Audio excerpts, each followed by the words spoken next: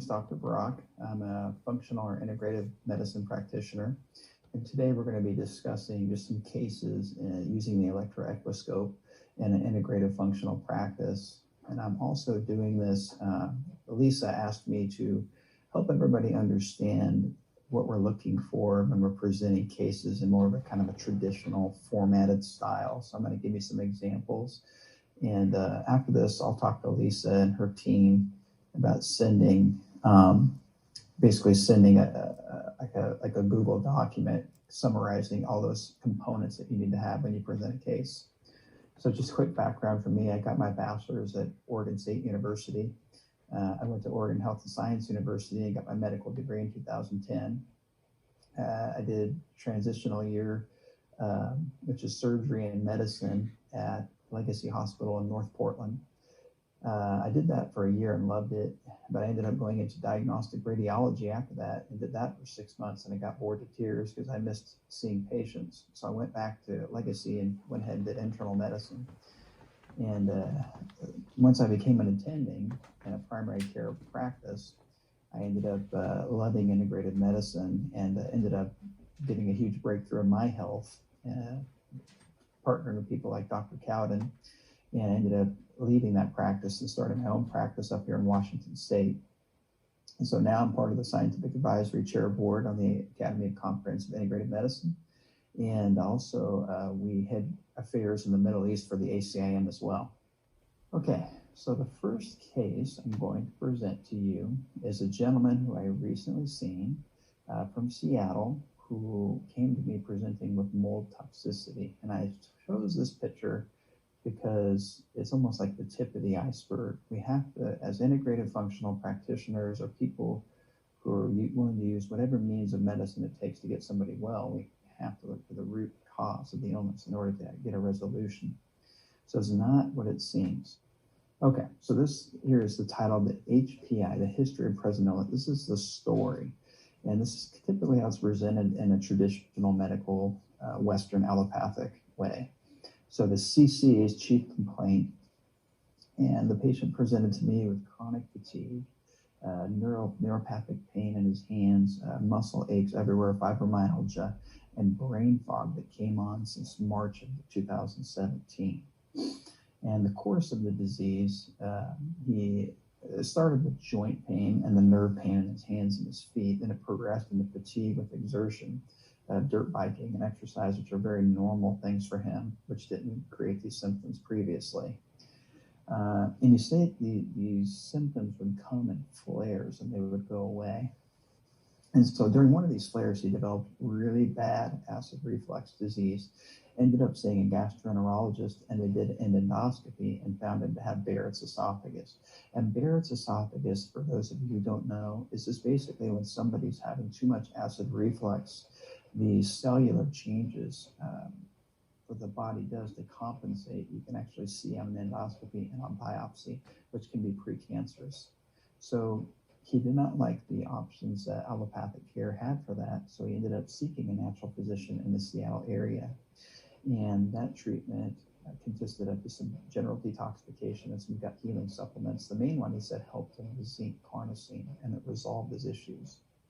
So he went on vacation with his family, and the symptoms relapsed. And so he went back to that physician because he had trusted that person, and they did a good job the first time. So on the relapse of his symptoms, she went ahead and did some testing, and he was strongly positive for mold and mycotoxins in a urinary collection. Did a hormone testing panel, and all the levels were low: DHEA, testosterone, estrogen, pregnenolone, everything. He also had a total cholesterol level of 164, and I'll tell you later in the case why I told you that. And so he was treated for a mold detox protocol, which improved his symptoms, but they relapsed. So at the top here you see ROS, which is review of systems. That's just all the other symptoms that you didn't include in the HPI or the story that may or may not have been pertinent. In this case, it will be pertinent. So for this particular case, he had palpitations, which is just kind of butterfly feelings in the chest, which could be heart-related, muscle cramps, particularly at night. And whenever he saw his chiropractor, the tight muscles. And he's been experiencing more allergic-like symptoms to foods and environmental exposures in moldy, dusty areas, where he's just very sensitive to these things where he used to not be. And he's occasionally having some itchy, pruritic skin eruptions that are red, and they spread from his hands to his feet centrally. And so he ended up, just an aside, he had a cardiovascular workup, which included all the things below, EKG, echo, and stress testing that were all normal. So past medical history, it just includes all their typical diagnoses, like if the patient has diabetes or hypertension or any of this kind of thing. So for our particular patient, he had IBS, irritable bowel-like syndrome, for 3 years that resolved. He's been having food allergies since 2017. That was laboratory confirmed. He had Barrett's esophagus that was resolved. And what came out of the history that we all need to be thinking about as people, as practitioners who are looking for why somebody's having a chronic illness, is he had traumatic brain injury.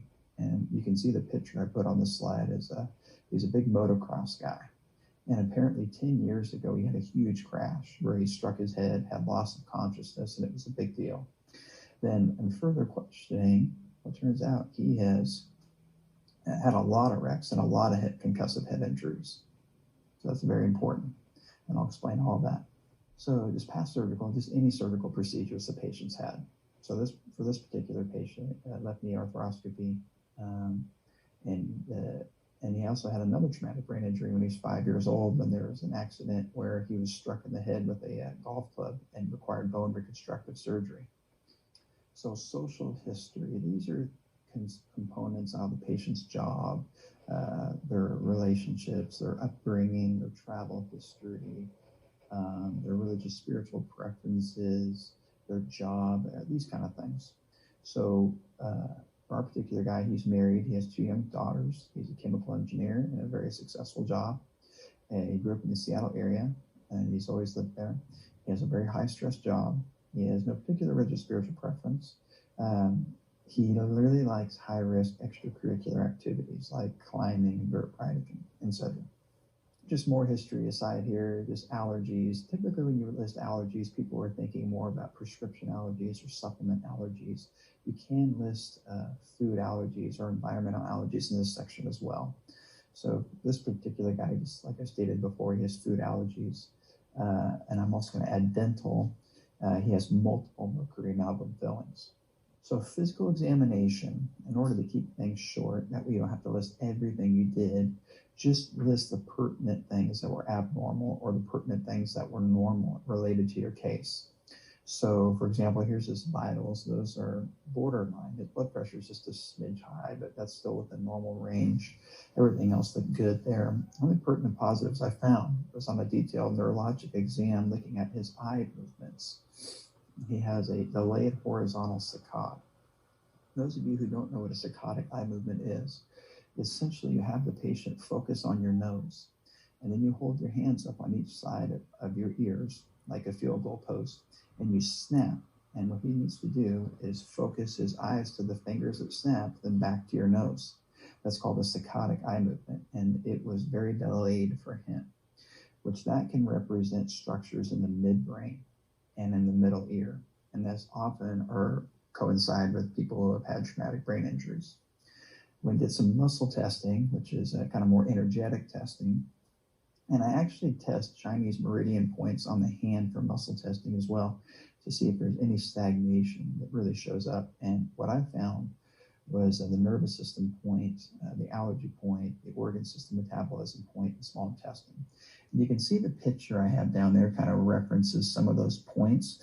Those aren't exactly accurate. The points actually go more down by the knuckle. Just make note of that. But the small intestine point and the heart point are in the right finger. They just need to be more down towards the knuckle. That's where I would actually test that. So the next part would be imaging and labs and any other objective data that came with the patient in your case. For our gentleman here, he brought a CT of his head, and it revealed normal brain tissue and that old skull injury. And he also had some sinus thickening, which is consistent with sinusitis, probably chronic. The labs were just positive for those food allergies, and that was IgG and IgM testing. And his total cholesterol is 164. So what did I do? Is this gentleman has seen a lot of people. He's scared. He doesn't know what's going on. It's very non-specific symptoms that are destroying his quality of life, and he's becoming non-functional. And he's a father of 2 young daughters and a wife. And he holds a very high stress job. So what we have to do is I see a lot of people with chemical hypersensitivities. And what I've found is a lot of people get success with the mold detoxification. However, they relapse.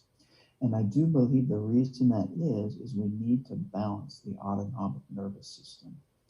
And that has a play into the immune system.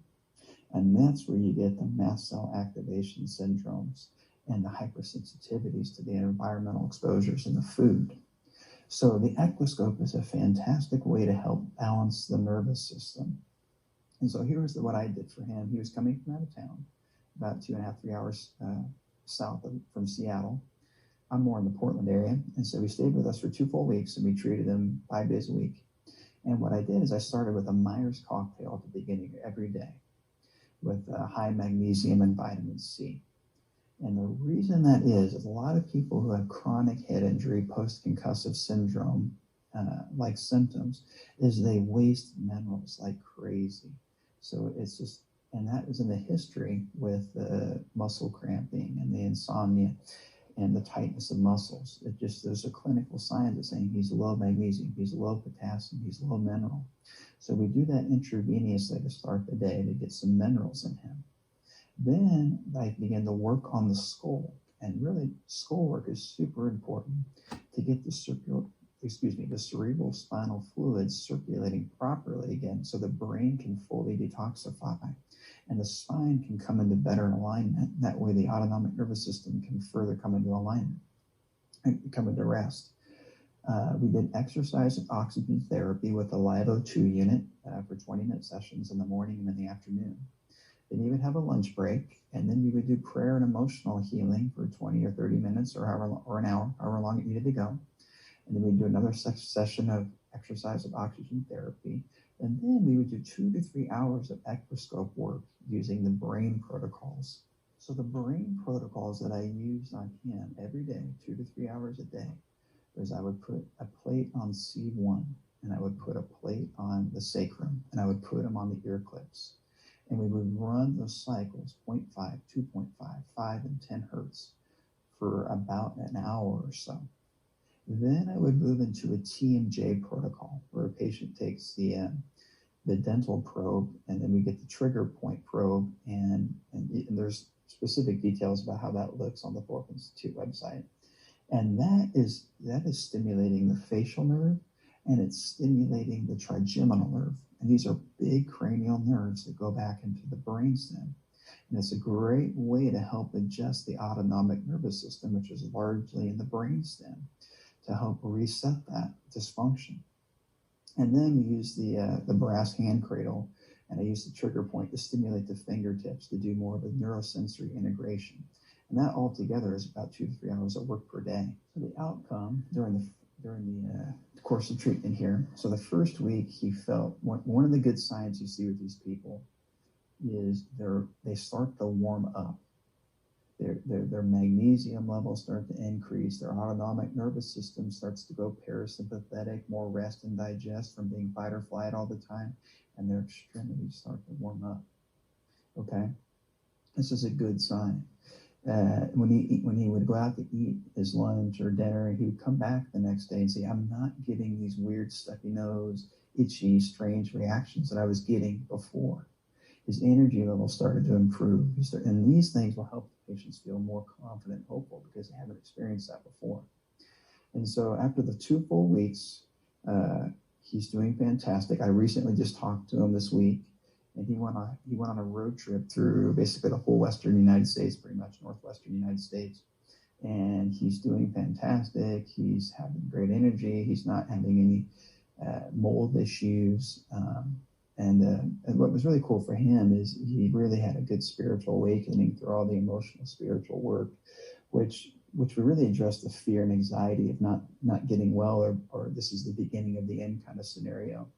And we need to have faith to know that that's not necessarily how things need to go. And so fear and anxiety were going away, which can really throw the body in a loop. So here's a quick discussion after that case presentation, just so you can know what we're thinking. So we have to understand, again, integrating the Electro-Acuscope. Why? Well, the body's electric. The Electro-Acuscope helps find areas of energetic block. The Chinese call it stagnation. And the system will find that out and break through, and will open up these meridian pathways, which the Chinese have known about for thousands of years. Next. I mentioned to you that, he presented to me with a mold issue, but I say it's actually an environmental sensitivity issue. It's an immunological issue. Well, we can focus on the immunological issue. However, there's plenty of scientific literature, and I'll show you some of it, where the autonomic nervous system is closely linked to the immune system. And so it makes sense that we need to treat both the autonomic nervous system and the immune system to get things swinging back, where they're not responding to flecks of mold in a room anymore, or certain foods that we shouldn't be responding to like that anymore. That's ultimately going to get us to the point where we heal. So here's again the autonomic nervous system and the immune system interaction. This is a review in comprehensive physiology in 2014. You can see this half circle here represents a cell magnified. And you can see the AR and ACH, these are receptors. And then the NE at top there, then it stands for norepinephrine. And that's a neurotransmitter. And this is an immune cell. And you can clearly see the immune system's interaction with the immune cell. I mean, these are neurotransmitters interacting with an immune cell. So it makes total sense that the autonomic nervous system and the immune system play together.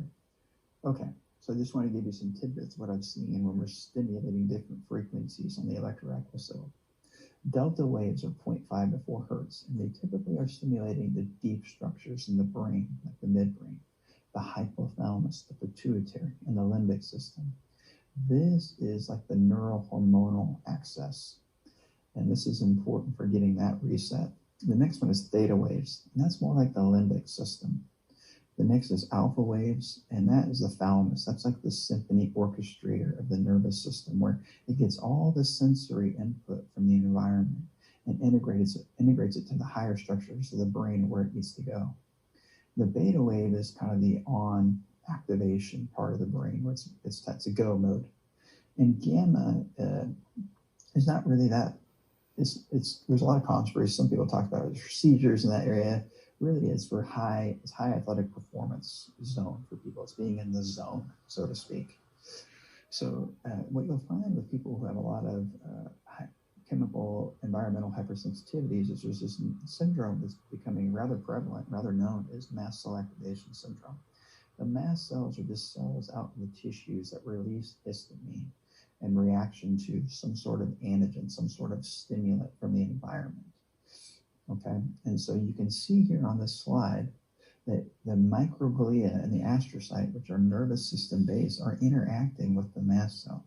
And I just wanted to kind of further drive that point home, that we need not only to focus on the immunologic component of mast cell activation, but the neurologic component. So that was my first case, and I did that. That was kind of a very thorough case, a lot going on. And I did that because I wanted to incorporate all the things you want to have when you're presenting a case. So I'll just run through these things fairly quickly. You can read this. You want your title, and it can be fun. You can have a fun title. It doesn't have to be serious. The history present on this is the story. The review of systems is like all the other symptoms head to toe that you really didn't include in your story. Past medical history is pretty self-explanatory. Past surgical history, the same. Social history, you guys can read this stuff. So really, these are the components that you want to have when you're presenting your case. That way, if it's a really good case and the Thorps want to use it, that it's actually publishable.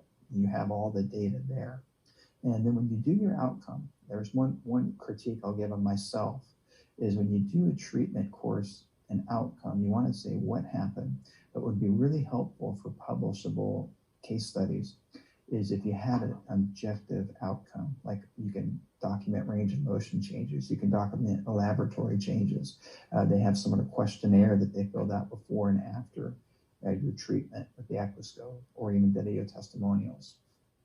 Okay, I'm just going to do a couple of real simple cases just to kind of give you more confidence with the Equiscope with problems that are chronic for people and nothing else has helped. So this is one of those cases. This is just you'll understand the title of this case once I get into it.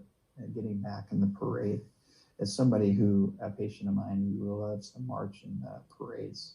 So CC, chief complaint. And I noticed I didn't put the age in there because I forgot. This is a woman in her mid-60s. She has chronic low back pain and knee tightness. So this has been going on off and on for about 20 years. And it gets worse when she's in the marching band during a parade for about 1 or 2 hours. And it's debilitating to the point where she can't really do it. And this is like one of the reasons she's breathing. She loves this stuff. So this is a huge quality of life issue.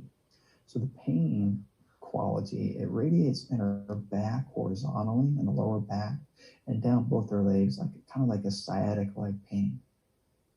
She denies any bowel or bladder dysfunction. That's just talking about there's no neurologic impairment like a ruptured disc or anything. And she doesn't have any weakness or numbness in her extremities. She's had cortisone injections in her knees with some improvement, but it always comes back. There's no joint swelling or pain. She doesn't have any history of traumatic brain injury or concussions or motor vehicle accidents. So I condensed everything just to make it quicker for us here. You can see here, vast medical histories or some palpitations. But guys, I'm just going to tell you, the reason I list palpitations or muscle cramps or eye twitching, these things are telling me there is a mineral deficiency problem. But even more deeper, what you have to understand is, why is there a mineral deficiency problem? It's a good chance that they're in autonomic dysfunction. Their parasympathetic and their sympathetic nervous system is not playing right, which is causing them to waste minerals chronically, okay? That's why I list these things. Past surgical history, none. You can see here she's on high doses of vitamin C and melatonin, 30 milligrams. That's a huge dose at night. Multivitamin, vitamin D3, and a magnesium spray. And so despite the magnesium spray, she's having palpitations. And she has no allergies. She has about 1 root canal, no dietary restrictions. She's been married since 1982, has 1 stepson, works as a coordinator in a private establishment in Portland. It's a stressful job. She has no spiritual or religious preference. She has high anxiety and high stress at her work. So physical exam, her blood pressure, her vital signs are normal. The only pertinence I could tell you, or rather non-specific, there's just tenderness in her sacroiliac joints in her lower back. And there's severe muscle tightness around the spine and the lower back, and her knees are actually looking very normal and remarkable on exam. So her treatment plan, I put her on minerals, magnesium, continued her vitamin C. We put her on inositol, which is vitamin B, as in boy, 8, which is really important for helping the chemical regulation in the brain. And I found to be really successful in patients with history of traumatic brain injury with anxiety or high adrenergic, which is high sympathetic tone. Potassium complex, I put her on a hydration protocol. I'm going to come back to that. We did stress reduction and emotional work during and after the Equiscope sessions, and she had, and I recommended 3 to 12 sessions of Equiscope. Now what you see here on the side, this picture, is an MRI of the spine.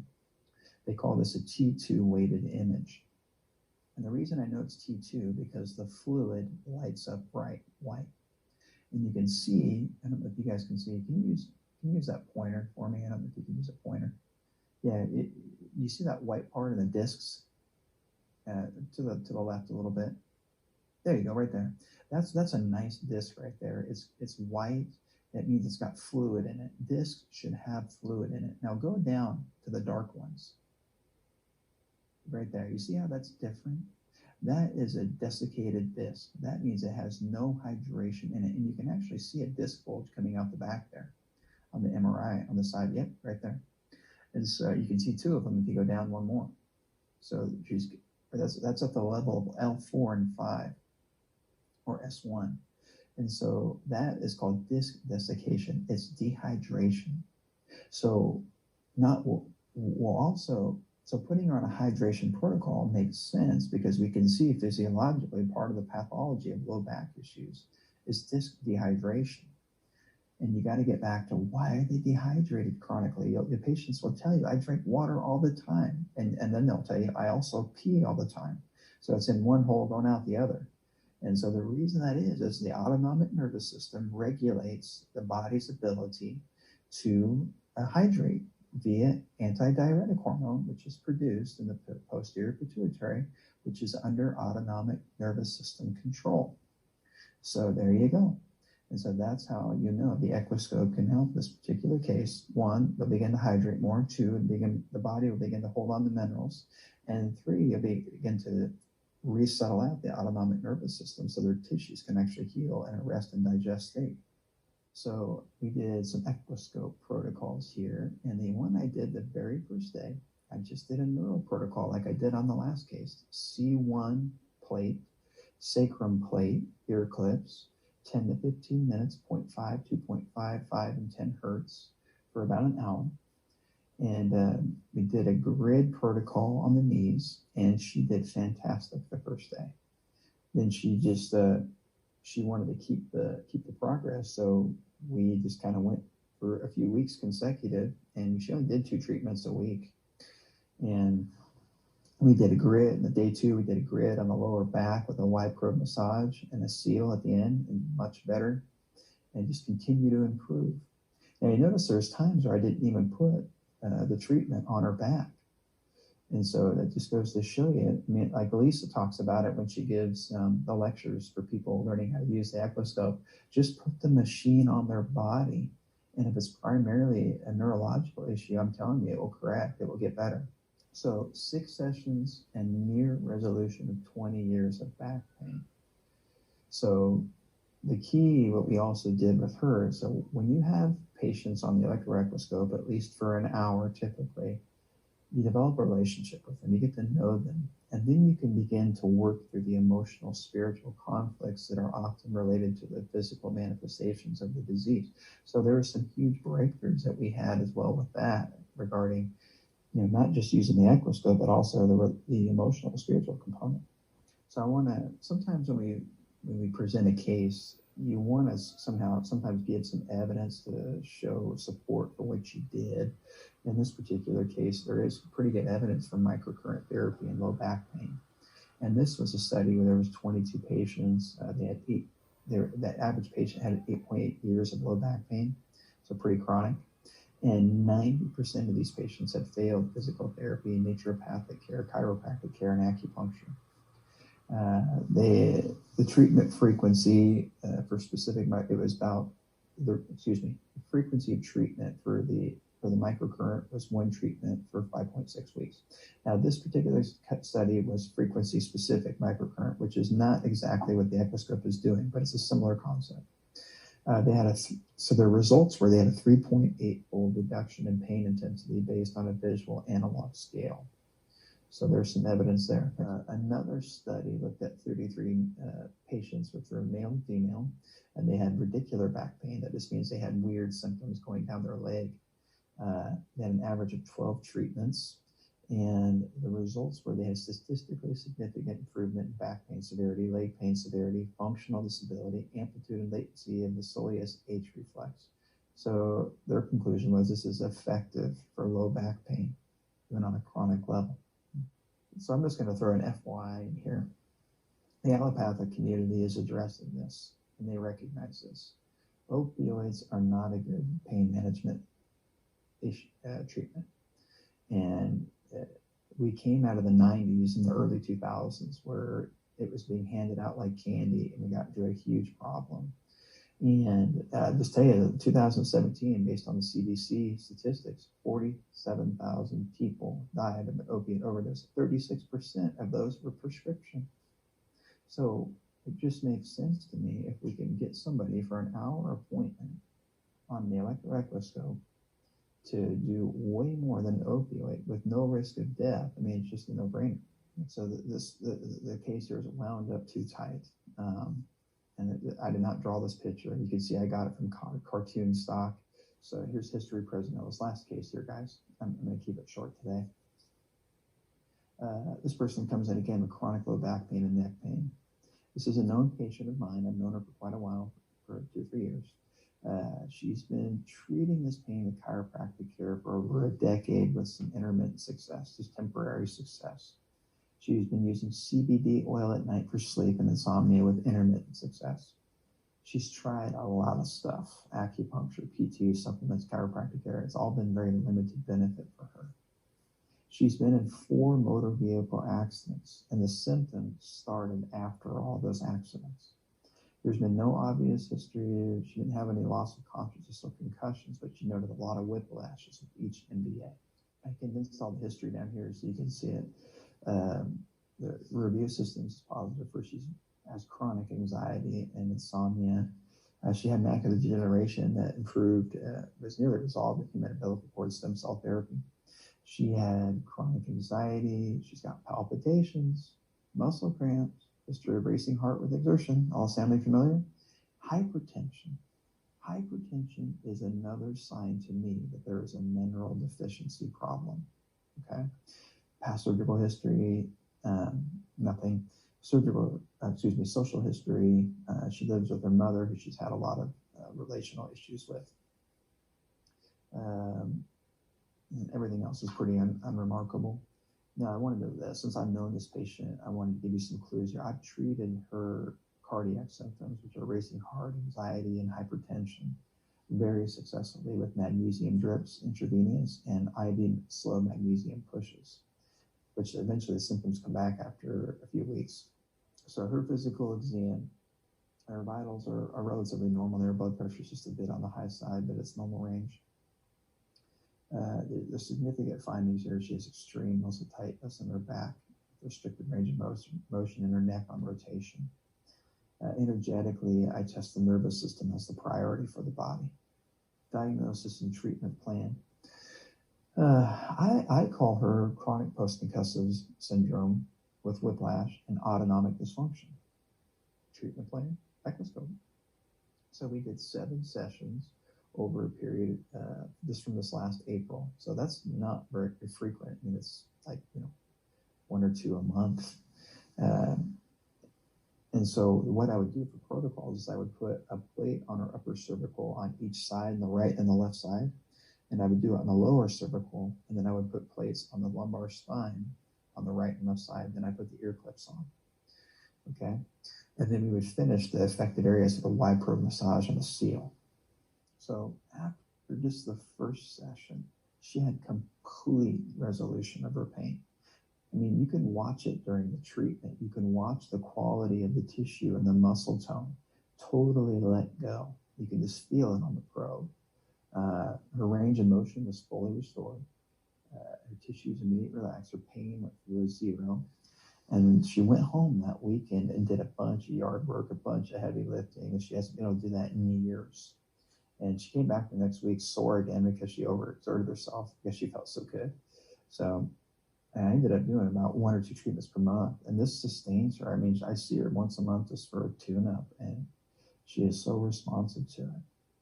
Like I told you in the beginning of the talk, I made a handout for the things that you want to consider to have in your case presentations.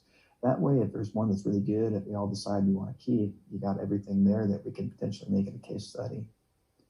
And I guess if anybody wants to ask any questions, we can open it up for that. Otherwise, thank you. Make sure you send me the handout, and I'll attach it in the training site along with the Zoom recording. Sure. And if anybody has questions, you should be able to unmute yourself. Okay, hello. I have a question. Hi, Matt. This is M.L. Shane over in Springfield, Missouri. Hey. You mentioned about your hydration protocol on your second case, and could you elaborate on that a little bit? Of course, yeah. I'm glad you asked. So, interesting. Hydration. What you want to do, you got a pen out?